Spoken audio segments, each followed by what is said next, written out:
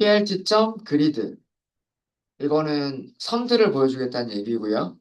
plt.x label 여기는 알파라고 하도록 하겠습니다. 알파. 근데 사실은 이게 알파 값 그대로 쓴 건 아니죠. 옆에다가 로그 스케일이라고 설명을 더 붙이도록 할게요. 그 다음에 plt.y label 여기는 R2 스코어죠. R2 스코어. 그러니까 결정 개수를 의미를 하는 거죠. 그다음에 마지막으로 plt.show 이렇게 하시면 돼요. 네. 그러면 함수 정의가 다 끝났습니다. 자, 코드 다시 한번 설명을 좀 드리도록 하겠습니다. 작성이 되셨으면 코드 설명 다시 좀 드릴게요.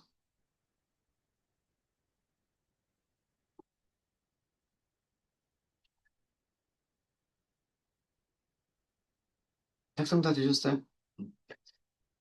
제가 아까 녹화를 안 하고 있어서 알파는 10의 마이너스 3승부터 10의 2승까지예요.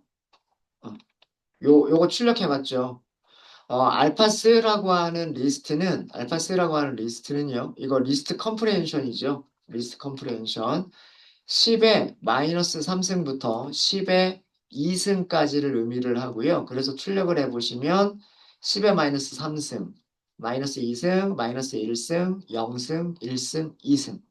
그래서 숫자가 0.001에서부터 100까지예요. 이 값들의 하나씩 전부 다 로그를 취하게 되면 이게 로그를 취하다라는 뜻이에요. 로그 값을 계산하게 되면 10의 거듭제곱 값들을 알아낼 수가 있어요. 10의 마이너스 3, 마이너스 2, 마이너스 1, 0, 1, 2라고 하는 값들을 얻어낼 수가 있습니다. 이거를 우리는 그 X축으로 사용하겠다는 얘기예요. 이 값들을 X축으로 사용하겠다.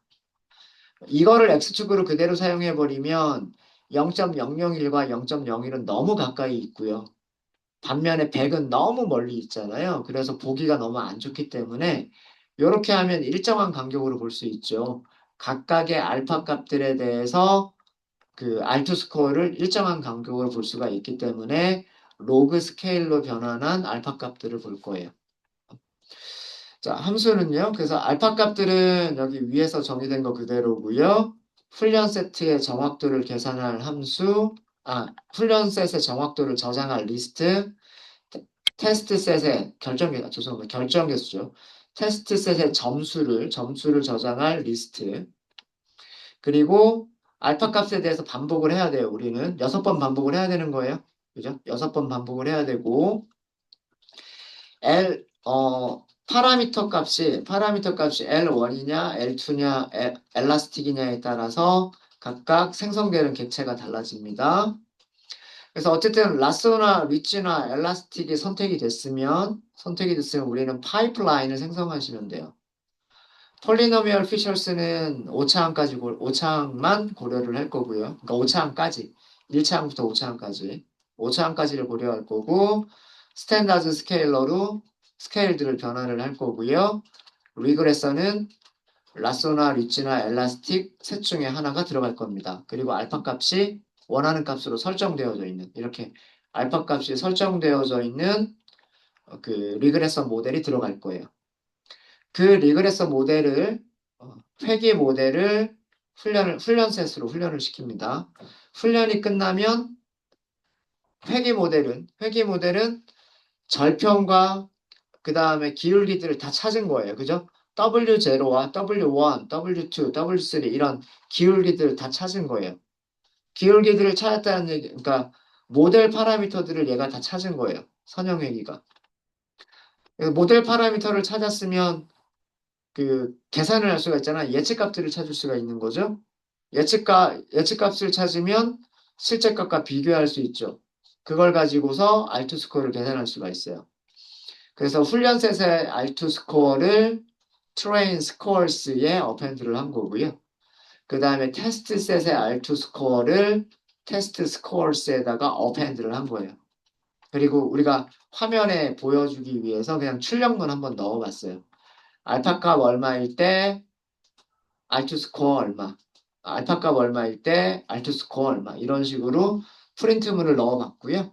이거는 반복할 때마다 이 프린트문을 보여줄 거예요. 반복할 때마다 이 프린트문을 보여줄 거고요. 이제 선그래프는 어떤 식으로 그리면 되냐면 훈련 점수들이 Y축에 오게끔 그 다음에 마이너스 3, 마이너스 2, 마이너스 1, 0, 1, 2가 X축에 오게끔 그래서 이게 X축 좌표들 얘가 Y축 좌표들 파란색으로 점들 이어서 직선으로 그리겠다는 얘기고요.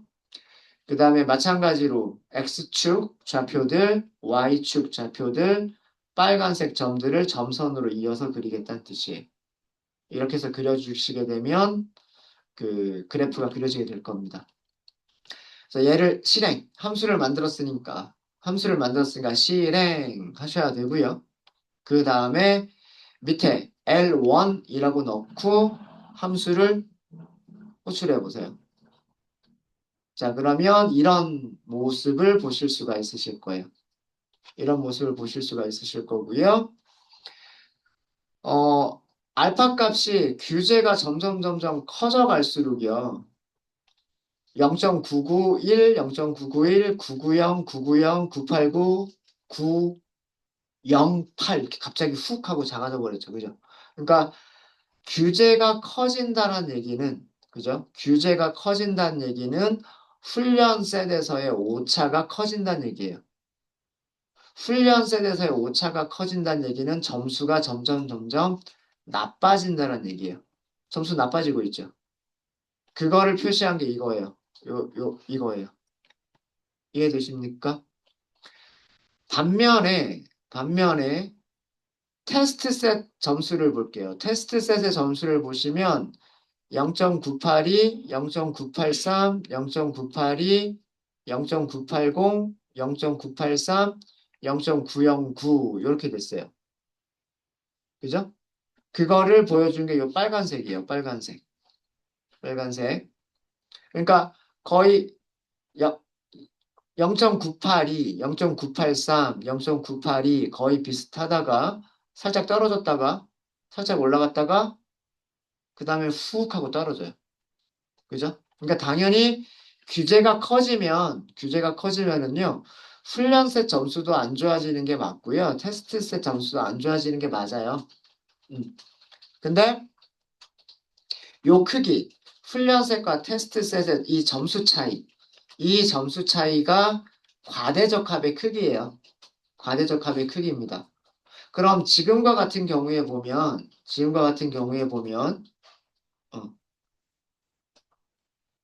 리치 모델, L1이니까 라쏘죠. 죄송합니다. 라쏘 모델 같은 경우에는, 그죠? 라쏘 모델 같은 경우에는 과대적 합이 가장 작은 거는 여기예요. 사실은 여기도 있기는 하죠. 근데 이거는 정확도가 너무 떨어져요. 여긴 정확도가 너무 떨어지니까 여기는 논외로 치고요.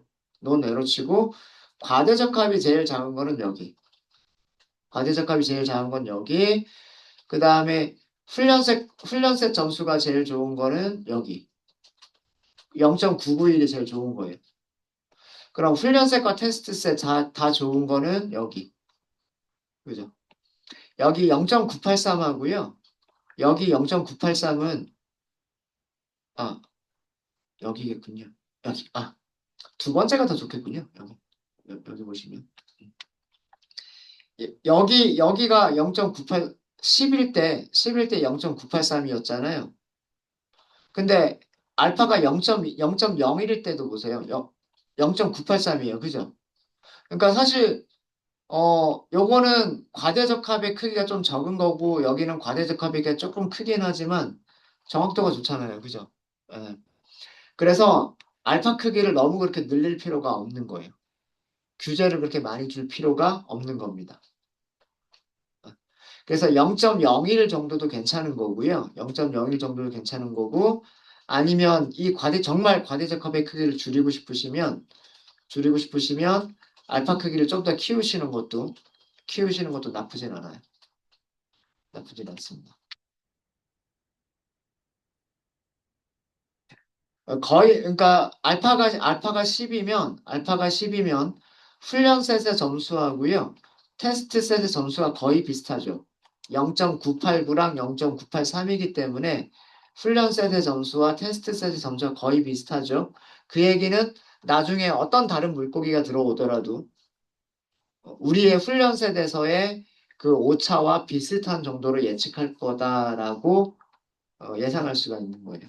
그래서 사실 이 라쏘 모델 같은 경우에는 여기 요 안에서는 어떤 값들을 알파 값을 어떤 값으로 하든 크게 차이는 없는 거예요. 여기서는 되셨죠? 음.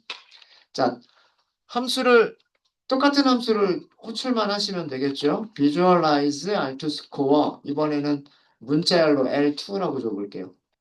이거 리치를 쓰겠다는 얘기예요. 리치. 리치는 좀 많이 다른 경향을 보여주죠. 그죠? 리치는요. 규제가 작으면 규제가 작으면 테스트 셋에서의 정확도가 굉장히 떨어져요. 과대적합이 엄청 크죠. 과대적합이 엄청 크죠. 그러니까 이런 경우에는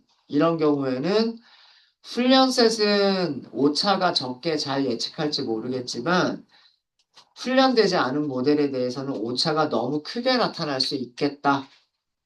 그래서 일반화 성능이 굉장히 떨어지는 모델이다라고 하는 것을 알 수가 있어요.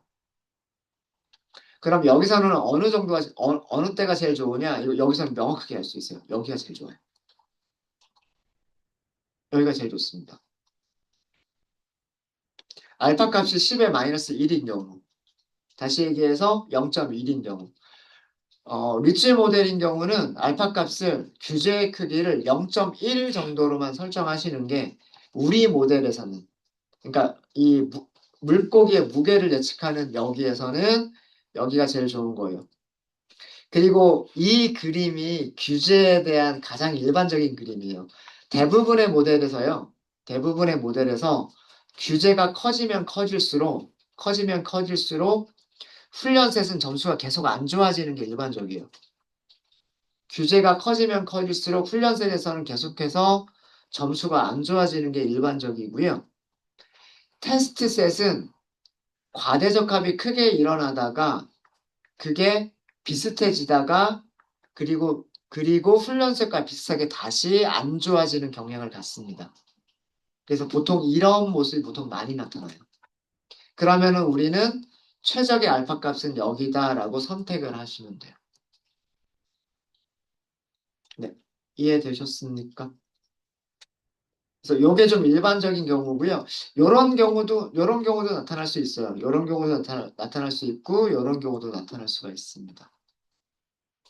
그리고 마지막으로 엘라스틱 넷 비교를 해보시면은요. Visualize R2 score 여기다가는 엘라스틱 이렇게 아규먼트를 주시면 되겠죠. 이렇게 주시게 되면 엘라스틱 넷은 약간 뭐랑 비슷해요? 저기 라쏘랑 비슷하죠. 그죠? 라쏘랑 비슷한 경향을 보여주고 있고요. 여기서도 규제의 크기를 그렇게 크게 하지 않는 게 더 좋네요. 그죠? 규제를 아주 작게. 대신에 엘라스틱 넷이라고 하는 거 자체가 어, 리치도 포함하고 라쏘도 포함하는 거기 때문에 규제 자체의 크기는 작더라도 리스, L1 규제도 들어가고 L2 규제도 들어가고 다 들어가는 거잖아요. 그죠? 그러니까 규제의 크기가 작더라도 그 효과를 보여주고 있는 거예요. 과대적합의 크기가 적다.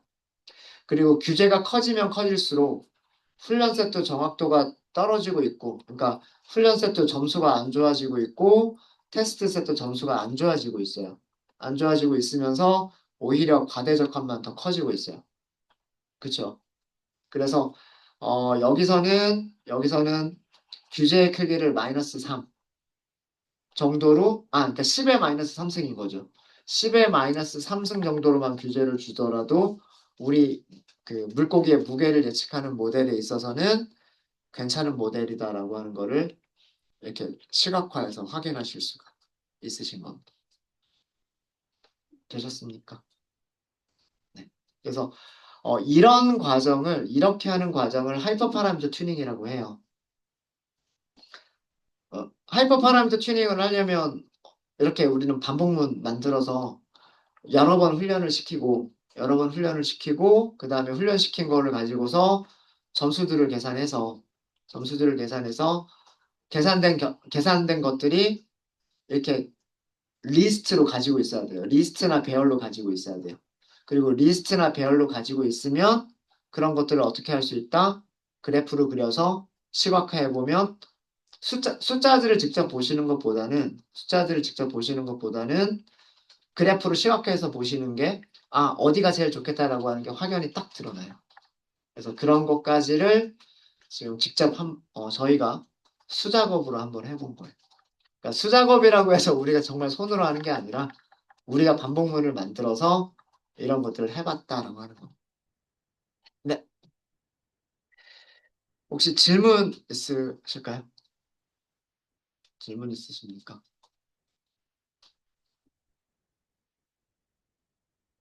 하실 수 있으시겠어요? 여기 마이너스 3이라고 표시가 되어 있지만 사실 이거는 10의 마이너스 3승이라는 뜻이에요. 알파 값은 10의 마이너스 3승이다라는 그런 뜻입니다. 네. 네. 질문 없으시면 잠깐 또 쉬었다 하도록 할까요? 네.